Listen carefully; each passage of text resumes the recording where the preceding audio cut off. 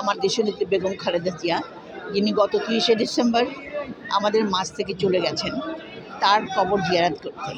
একই সঙ্গে এখানে শহীদ জিয়া আছেন। আমরা পাশাপাশি 2 কবরে জিয়ারত করছি। বরিশাল মহানগর থেকে আজকে এসেছি।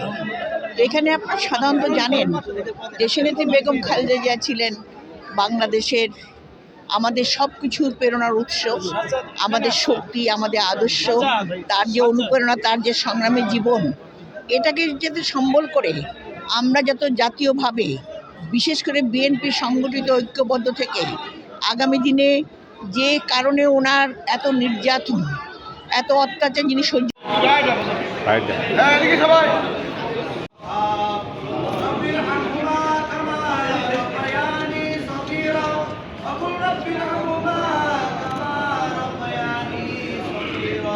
تقبل منا إنك أنت السميع العليم وتب علينا إنك أنت التواب الرحيم আয় রব্বুল আলামিন, আমরা পাপী গুনাহগার বান্দা পবিত্র জোহরের আযানের পরে আপনার শাহী দরবারে হাত উত্তোলন করেছি।